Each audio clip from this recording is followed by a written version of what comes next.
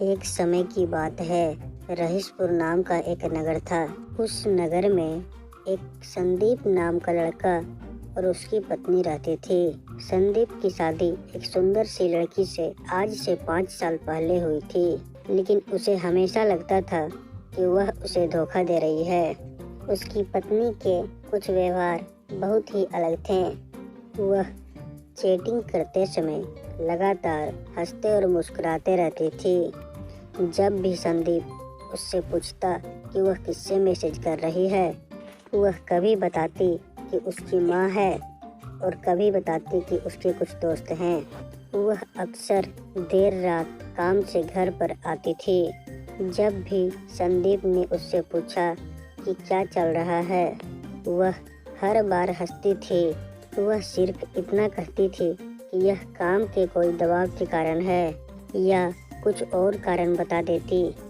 एक दिन वह रात के 11 बजे दही और दूध लेने के लिए निकली। संदीप यह जानने के लिए जागता रहा कि वह कब वापस आती है।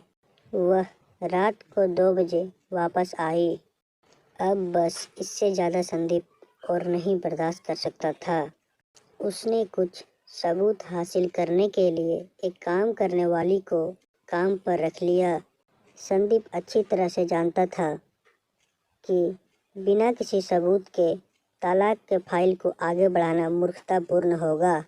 जासूस ने अपना काम बखूबी से किया और कुछ ही दिनों में उसने संदीप को सबूत दे दिए कि उसकी पत्नी अपने एक दोस्त के साथ धोखा दे रही है। संदीप उसे तलाक देने के लिए तैयार था, लेकिन उसने सही समय आने का और उस पर हुए अन्याय का बदला लेने का इंतजार किया। उसकी पत्नी का जन्मदिन कुछ ही हफ्तों में था। संदीप ने उससे पूछा वह अपने जन्मदिन पर क्या चाहती है। उसने संदीप से कहा वह अपने जन्मदिन पर काम करने में व्यस्त रहेगी। उसने संदीप को अपने दोस्तों के साथ छुट्टी पे चले जाने के लिए कहा, क्योंकि वह उस सप्ताह के दौरान बहुत व्यस्त होगी। संदीप को पता था कि वह वास्तव में क्या कर रही है। जैसे ही सप्ताह आया, संदीप अपने एक दोस्त के घर चला गया और उसने अपनी पत्नी से कहा कि वो अपने दोस्तों के साथ टूर पे गया है। संदीप ने वहाँ से उसकी पत्नी की माँ, बहन, पिता और उसके कुछ दोस्तों को बुलाया। उसने उससे कहा कि वो उसके जन्मदिन पर एक बड़ा सरप्राइज देना चाहता है। संदीप ने उनसे कहा कि हम उसे सरप्राइज देने के लिए उसके कमरे में घुसेंगे। सुबह का समय था। घड़ी का समय अभी 7:15 हुआ था। संदीप अपने अपार्टमेंट के ठीक बाहर सभी से मिला। वो सब लिफ्ट में गए। वो अब कुल मिलाकर 7 से 8 लोग थे। उसकी पत्नी के माँ के हाथ में जन्मदिन का केक था। उसके पिता के पास एक गिफ्ट था। उसकी बहन के पास फूलों का गुलदस्ता था। सभी दोस्त के पास उसके लिए कुछ उपहार थे। किसी को अंदाजा नहीं था कि क्या होने वाला है।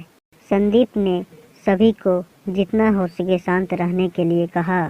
संदीप ने दूसरी चाबी से अपार्टमेंट का दरवाज़ा खोला जो उसके पास थी।